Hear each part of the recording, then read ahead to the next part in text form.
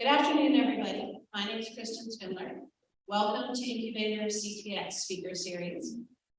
Today we have a treat for you. We have Fran Bates, who is the Executive Director and President of the West Austin Chamber of Commerce.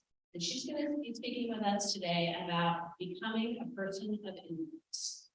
So Fran has been known to many people in the community. I've known her for several years.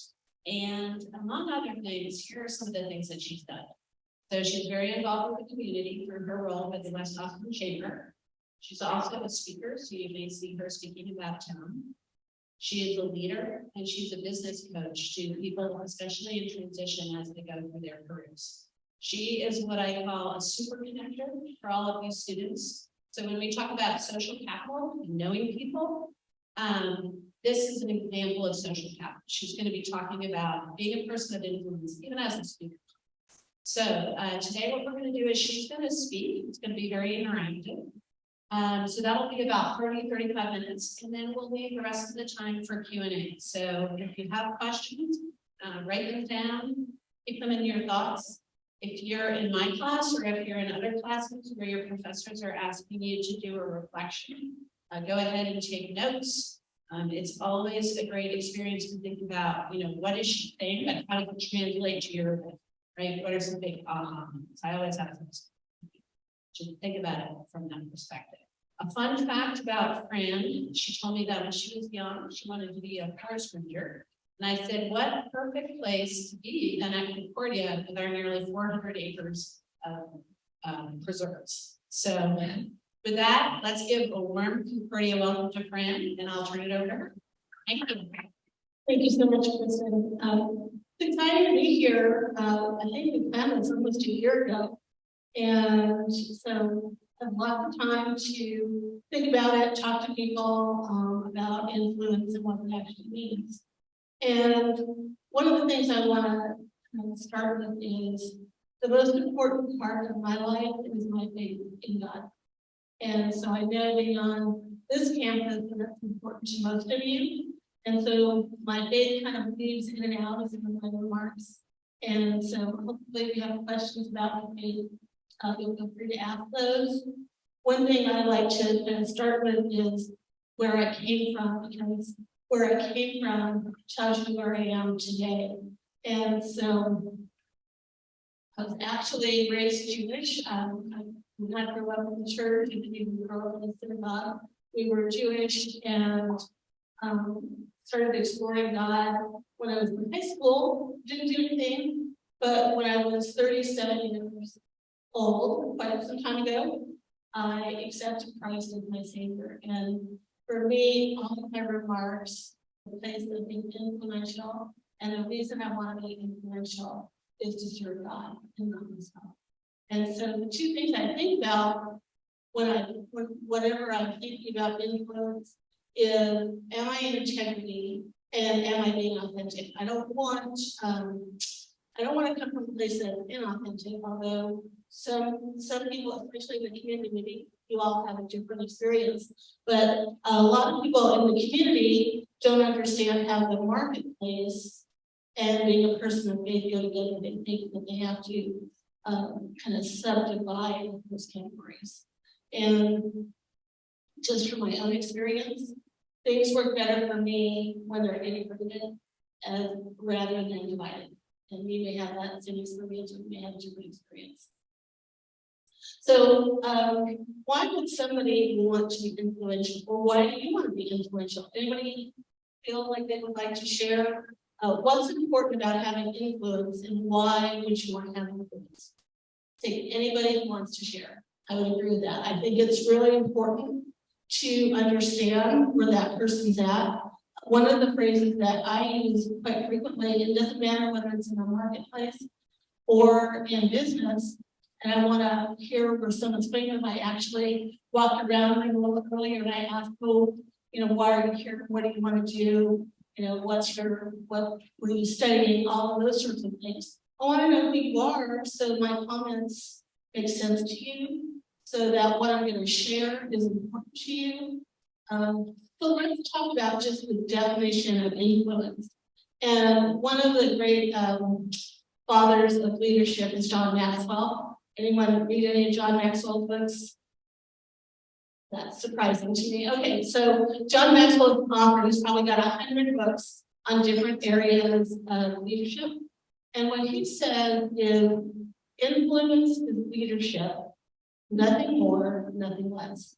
So influence is leadership, nothing more, nothing less. And just by show of hands, how many of you have thought that leadership is influence? Anybody? So it's a new thought for everyone. And I think that's actually quite important.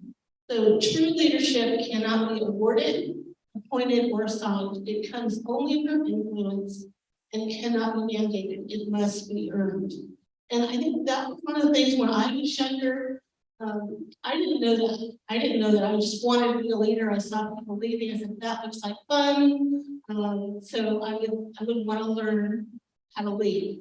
And tell you the truth, I didn't even quite grasp that until I was 19 years old. And I was in college. I took my first course. It was called The Dynamics of Student Leadership. It probably doesn't exist today. I went to school at Cal State Northridge out in California. And what I learned there is very much like when I looked up, leadership is influence. And so in being influential, one of the things that you want to do is learn not only about those that you're leading, but you also need to learn a lot about yourself. Because once you know who you are, then the rest becomes easy. So in that, what I learned about myself is I can be seen both as an introvert and an extrovert. When I'm out, I'll pour everything out, do it all on the field. But then I'm going to go home and be alone and read and listen to podcasts and things that will really fill me up, even with people that fill you up. So, and one of the great quotes that I love about leadership and being influential is you become like the 5 people you associate with most and the books you read. And I've seen Nate as she said, that is true. And so what I always add to that at the end is choose wisely. Don't allow other people who you may not want those characteristics. Hey Terry, come on in. A couple friends who I think awesome that they were able to make their way here this afternoon. So you become like the people you hang around the most and the books you read. And so I would say choose wisely, because either you're going to be influential on somebody or what they want to be influenced on you will be that. Have you ever experienced that with groups of friends as you're out there in culture or out there in school? How many of you have hung around with people who you decided these are not the people I want to be friends? I know it's happened to me over and over and over again. So you have to go look for new friends, right? And one lesson that I really love to teach is to write down those things that are important to you. In other words, okay, when I got married, it's a little bit of a funny story. When I got married, I created a list of all the things that were important for my future husband to have, those things that were negotiable, and then those things that would be nice, but if he had a grade, if not, that would be okay too. And so the most important thing on the list was actually those things about his kid. And my friends here can tell you that I did very well because he is a man of God, he follows God, and he leads me well. And so that is super important. You want to be connected to those people who have similar values, who are going to lift you up to the next level, rather than those who might pull you away. And I can tell you from experience, you have a choice. And the most important thing that I can tell you today, and I tell this to all the young people, and even some of those folks who are a little bit older than young people, the most important thing is your decision-making process. And that there are things that happen to you in life where you could go one way or the other. And to make good decisions is to live a good life. When you make bad decisions, bad things happen. Anyone experience some bad things? I know I haven't always made good decisions. but I've gotten better at it. And now that I teach it, best way to learn something is to teach it. So you want to be thinking, okay, how do I make a good decision? So when I was in high school, I lived in Los Angeles. Not every decision out there was in theater. It's spread out here as well, but back at the time I grew up in the 60s and 70s, the really heavy drug culture. I decided in advance that if I ever came out of a party or in a, in meeting other folks, that I would be out the door. And the most important thing you can do is make good decisions. Do you believe that? How many people believe that the most important thing you do is make a decision? Being here, I hope this is a good decision. The last thing I want to do is waste anybody's time. So I want to tell you about good decisions, and I'm not sure, Chris mentioned it. I have a 21-year career in Mary Kay Cosmetics. Great company, started in 1963. We're going to celebrate 60 years this year. And I want to just tell you a story about Mary Kay when she started her business in 1963. When she was getting ready to open her first Mary Kay shop, they don't have shops anymore at that time. She needed to open a shop in order to get it. And she was in Dallas. And 5 days before she started her business, her husband dropped dead of a heart attack. And she had a choice to make. Back then, it wasn't as easy for women to start a business. But what happened? She told her accountant, told her financial planner, I'm going ahead with this. And every advisor that she had said, don't do it, you're going to lose all your money. Well, you might know that it's a multi-million-dollar company now. We have almost 2 million representatives worldwide. So it's a good decision. That was a gut decision that she used to make that. It wasn't that she was going to have a big party because her husband died and all her dreams could have gone down by the wayside. But she decided to remove him. And a lot of things that I've learned about influence come from my career in Mary Kay. So I wanted to share a couple things that I think are super important when it comes to being a person of influence. One is, and we've already talked a little bit about it, is what do you value? What's your mission? So Mary Kay started out with a very simple mission. It's still the very same today, and that is to enrich women's lives. Now, we enrich some men's lives too, but her goal was basically to enrich women's lives at a time when women didn't go to work. She put her plan together, working by the golden rule, and she said, I'm going to have 3 values. I'm going to say that we're going to put our faith first, our family second, and our career third. And what we found out over all these 60 years is for women, especially, that's important. It's probably just as important for men, but for women, that really works. And so when you think about who you are as a person, going back to the first part of this, you want to make sure that you know who you are and that nothing will waver, nothing will make you waver from that point of knowing who you are. So in my 21 years, always remembering my faith first, my career second, and everything else comes after that, has served me so well. This position that I'm in now was never planned. It was never one of my goals. It happened by accident because of the way I lived my life. A friend of mine, she's going to be related, she had a last minute change. She and I were talking, and she said, oh, we're going to need a new executive director for the West Boston Chamber. And without even thinking, because I know my values are how much I love this community, I said, hey, Linda, I might be interested in it. And without thinking, she said, you're going to get this job. And I'm like, I don't have a resume. I have 20 years of being on there. No resume, no cover letter, no experience interviewing in the last 20 years. And guess what? Here I am today without a cover letter, without a resume, and with a relationship. That's influence. She had influence over the board of directors to say, this is the person who's going to take us into the next bit of our future. At a time when the chamber was at its lowest, we were in the midst of COVID, and she needed somebody who would say, I'm going to do this. And because of my commitment, and you can see I have a 21-year career of doing something, I'm going to have that stick-to-itiveness that makes all the difference.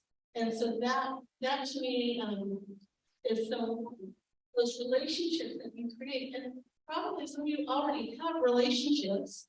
Those relationships that you create can take you really far.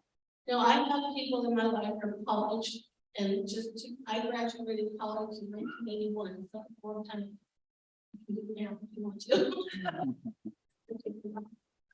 And I don't believe the same way she does. Her values are different mine, but she's still a friend. But I don't spend all my time trying to convince her of mine.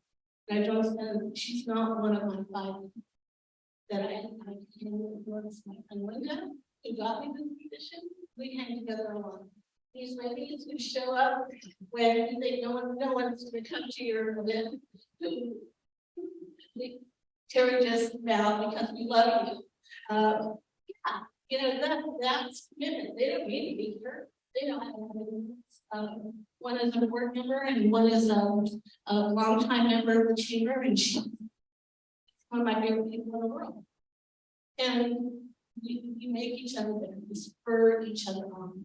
And if you want to influence, being known as somebody who spurs somebody on, find good in somebody and then squeeze that out of them. I had the funniest conversation last night. I was at my church, and one of the things that I do on Sunday mornings, I find some teens, high school students, who are kind of looking around and don't know what to do. And then I have a conversation with them to find out what they're all about, and then take them to the next level if I can.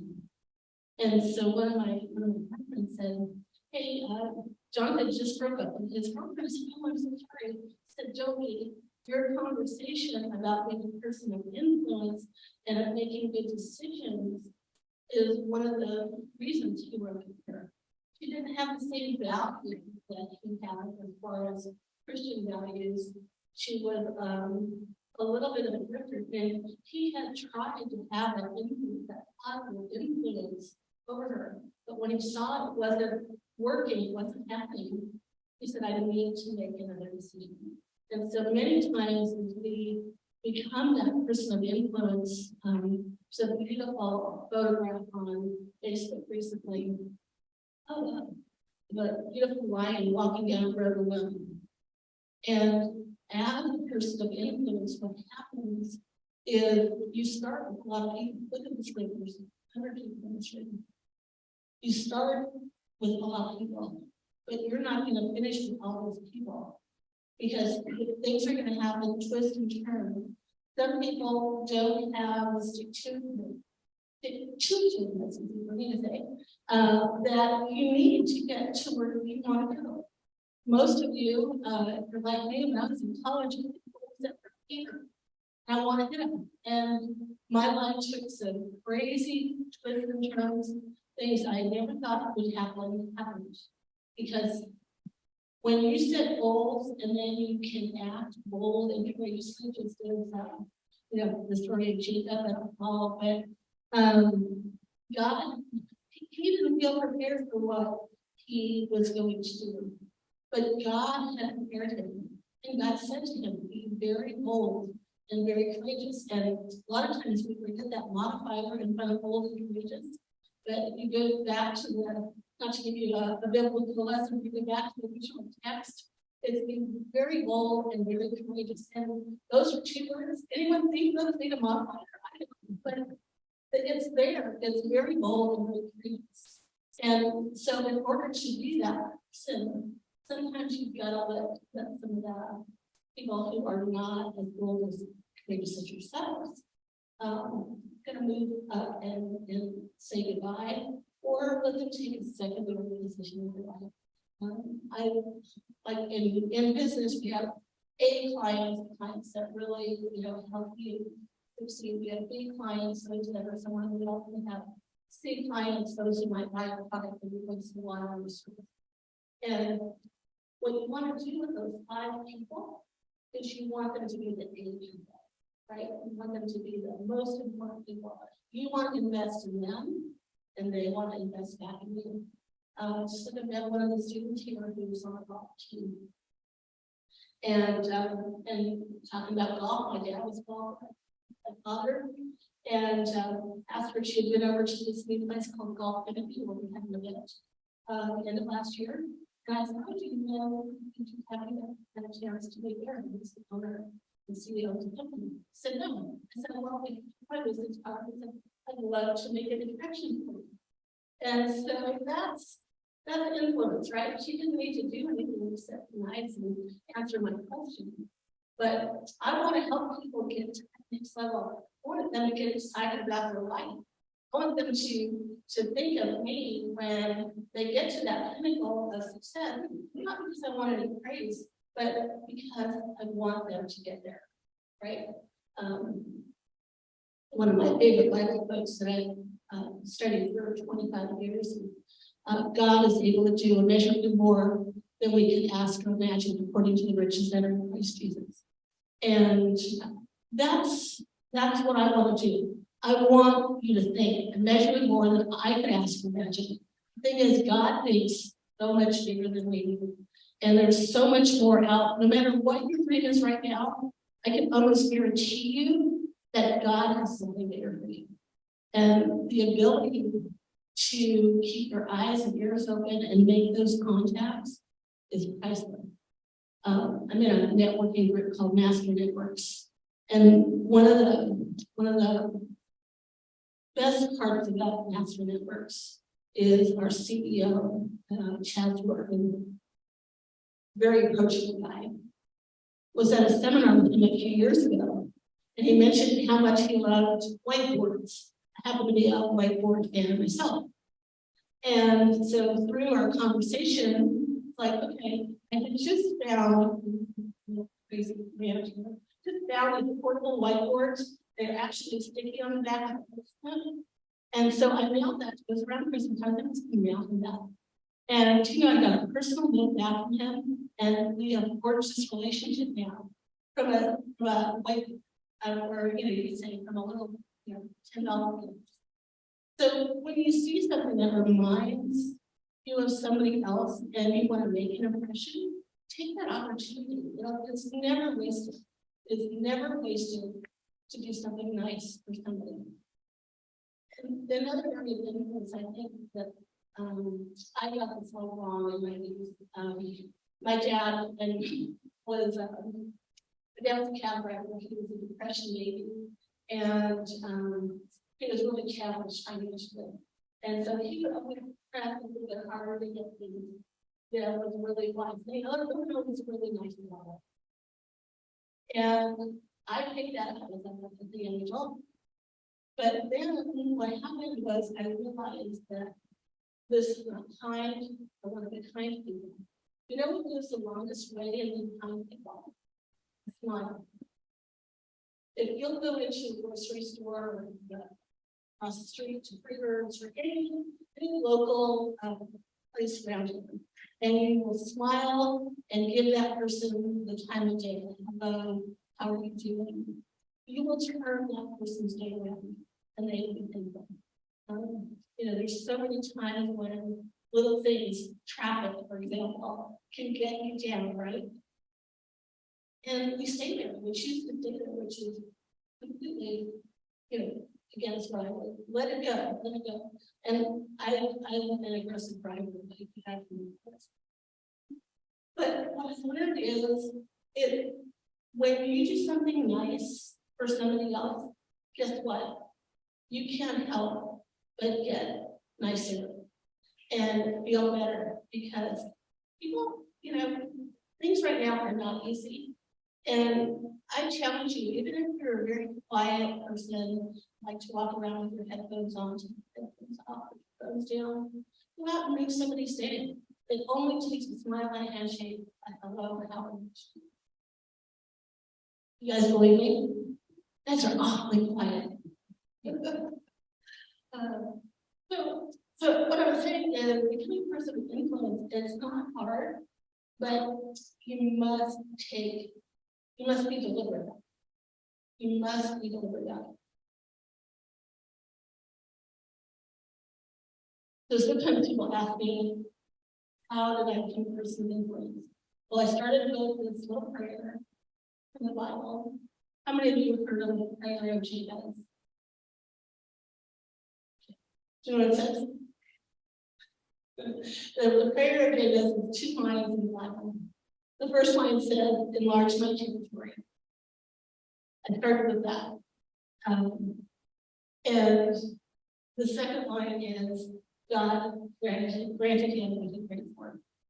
And so if you'll start with a prayer, a simple prayer, even that prayer of what do you want, ask God questions about what do you have for me? What could I do? Who you made me act like for to lift up people, to be used for you.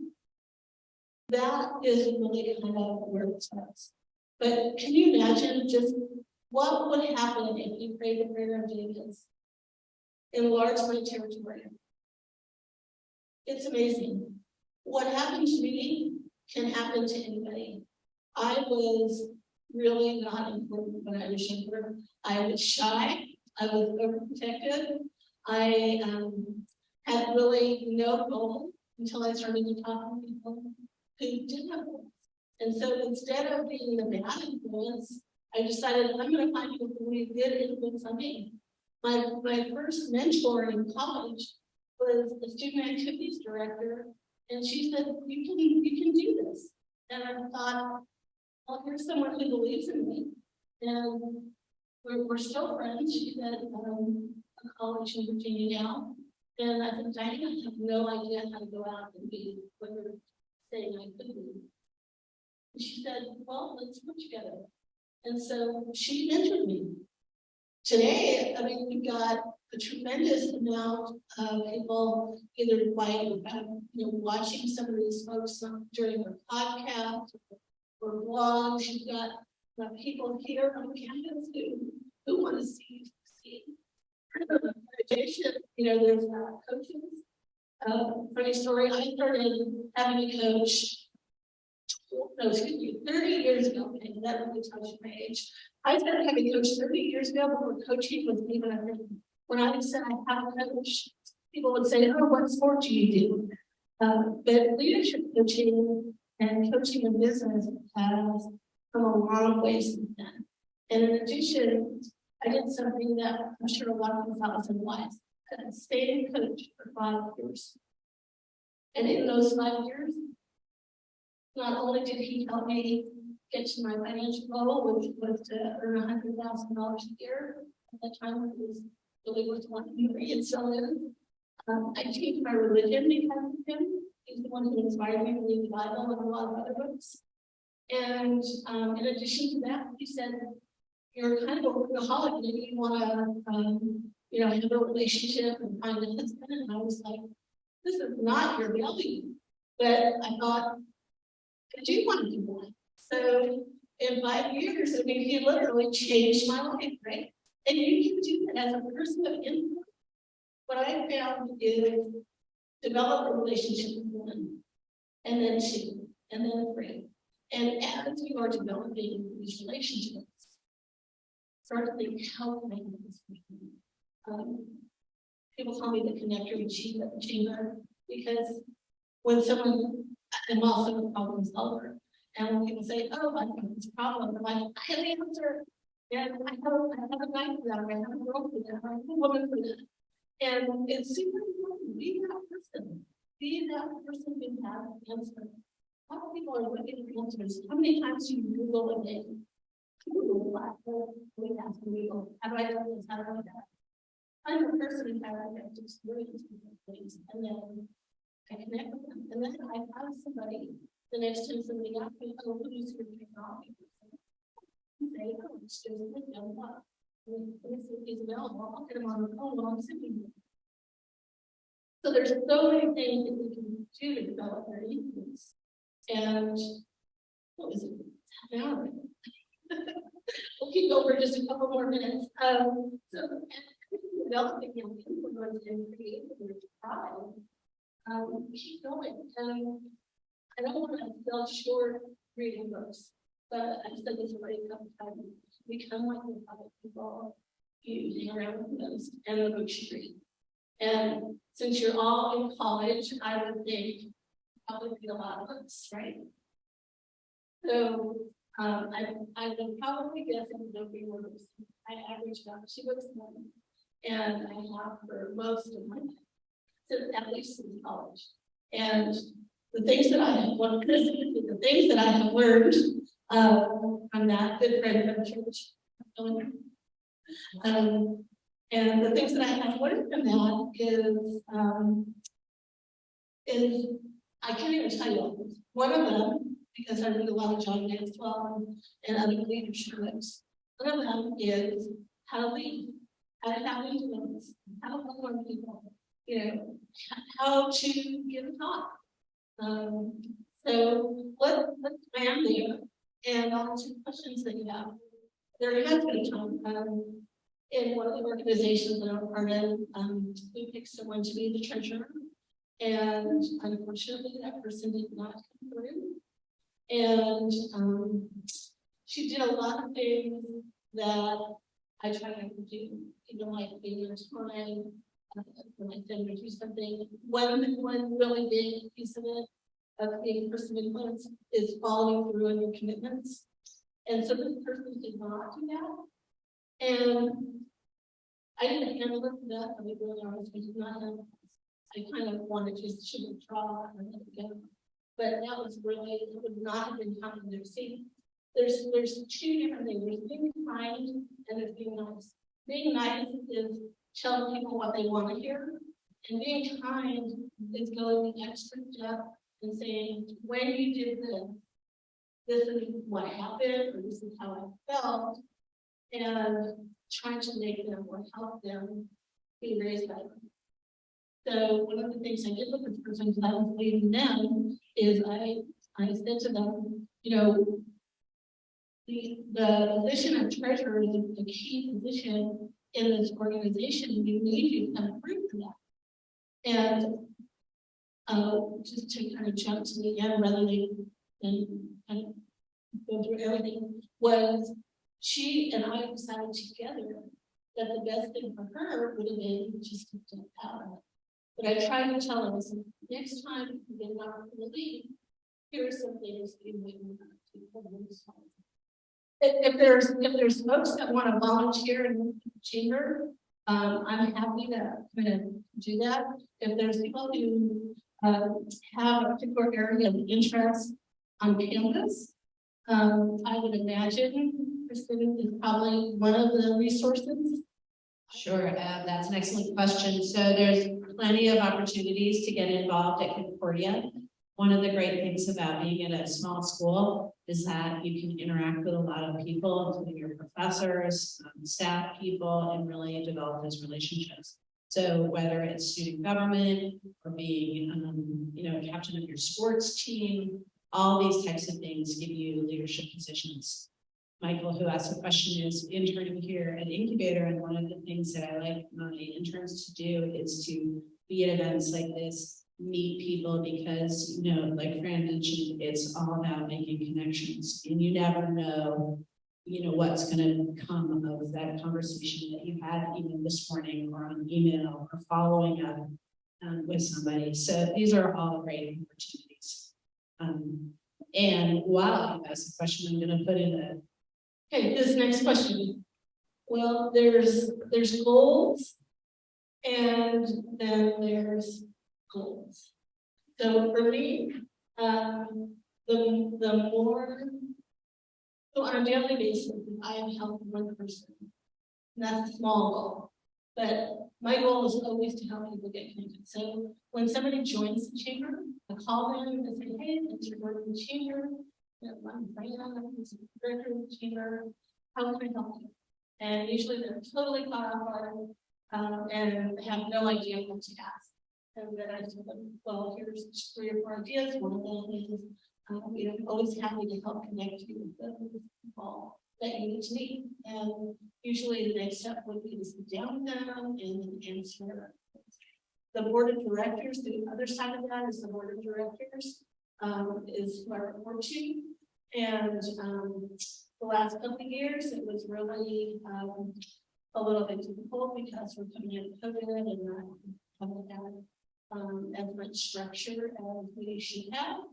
So we're waiting against the new term and we're setting some goals that will define success. In other words, for me, I've had this little group that come on board, we haven't hit it yet, but my goal is for each one of our members to recruit one more new member, because in that way, we have 150 members right now. If we each recruit one member, that's gonna build it up to 300. And to me, that's a significant jump. Not only is it a significant jump, but it's a significant dent that we can make in the community to increase awareness of who the Quest offering, why we're important, and what we can do for others. Because it's all about helping others. You know, I never really worried about helping myself. Yes, I can do roles like everybody else. Yes, I have personal roles that are really important. But God created me with a heart to help others. That's really my gift, and a lot of compassion. And the most important thing for me is on a day-to-day basis that people are being connected with who they want to know, who they need to know, and that they're being successful. Because if they're successful, it's life. I'm successful.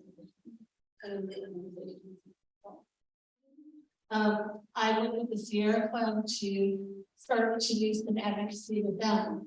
And to me, that was kind of the biggest policy. I got a couple of different letters and accommodations from them, even while I was still a student. So yeah, obviously, you know, there's no kind of we got anything, and so that's a very important piece of the puzzle. Absolutely. For any of you who've ever taken like the Myers-Briggs or the just to understand more about yourself and your personality. If you haven't done some personality work, that's a real important place to go. One of my favorite books is Straight Line, which you pointed out a lot of work is making him use that book a lot. But so when I say I'm an introvert extrovert, so I'm looking at the Myers-Briggs kind of thing, which is a little bit different than what the world says introvert and extrovert is. But as an introvert, I get my energy from being alone with my our beauty. I really like it. I really, you know, I don't do that all the time. But you guys don't think to me that I can do something like that. But God created us to be information with others. I've already seen a couple times. That's the most important thing. God puts me out there so I can connect with others, so I have something to give to others. And I'll go back to another story about connecting and being used by God. So the most important thing to me is if God gives me an assignment. There's two things in this world. So God might give you an assignment, which is, I really want you to do this. And this is not a request, but it's an assignment, like your teacher would give you, right? Or instructor would give you an assignment to do this. Those are the most important things to me. There's also opportunities like serving in church and doing those sort of things that are also very important to me and give me a lot of joy. So they give me a little bit of energy, even in my connection with people. But the assignments also fill me up, even though most of my energy comes from being able to do that. So just as an example, back in November, my little tab in my car was about to expire. I waited to the last minute. I used sometimes procrastinate, shortcutting in mine. And so went to get it done. I like to have my husband with me because he was trying to sell me something. We go on Sunday morning, we do it typically because it happened. But just before we were in line, just before the guy who was doing the inspections was taken ill, and he actually needed an ambulance. So he get a car in. I prayed, went on with my life and said, okay, I still got 2 days. The next day I said, okay, I'm just gonna do it myself, drive around town, like a 10-car wait at like the sticker stop on 620. I'm like, what? I said, okay, I'm gonna go to the next place, much longer. They could get them to the inspection duties. Okay, I'm going home and I'm just gonna have to be early. Go around the corner. This is an assignment from God. Go around the corner, and then I make another turn and go around the corner. And it's like one of those moments where this thing didn't exist until you open your eyes. 5-minute oil change was. I pull in there. There's no cars. There's one person. I said, do you do inspections? He says, yes. So right, and then they were getting my inspection. I looked over at him, and God showed me that this guy had been waiting in the world on him. I said, okay, and he was freaking stuff. So he's doing the car, and I said, you know, you're God said, thank you so much for being here. I said, are you a person with faith? And he said, yes. He goes, I don't feel very good now. My other shop was broken into, motorcycles on. Oh wow. So I said, can I pray for you? Start praying for him. Starts crying.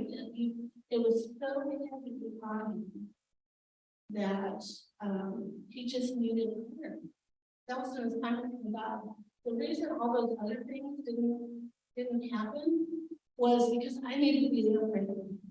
And so to be able to connect the dots. What's your question? An introvert and extrovert.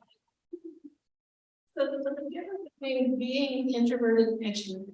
There are times, yes, where I feel like I cannot take another step. But God will lead me to people in such amazing ways that I never feel like it's not worth it or I'm not getting the value out of sharing with people. I would rather connect with no future benefit than not connect at all. And what I found is, and you may have God yourself, is He blesses me in other ways. It's not always that one seed that we plant, but the harvest is coming. You guys will all see this year coming. You're going to look back here and say, I remember when that woman said, but that's it. You know, you go out and do plant seeds. Sometimes they don't spring out in your lifetime, but down the road, it's going to be worth it. And my thing is, when I get to heaven, I just want to hear those words, well done, you faithful servant. I never worry about the connection and order. Does that make sense? Well, thank you all so much. You listened so well. And I'll stick around if you have any questions you want to ask. I'll be around for a little while. Thank you, Christine. Thank you all so much for coming today and for your very thoughtful and insightful question. We have a little gift for Fran, so I'll give that to her. And if we can have one more Concordia welcome and maybe a push. Yeah. Oh, okay. One more time. Ready? 1, 2, 3. All right.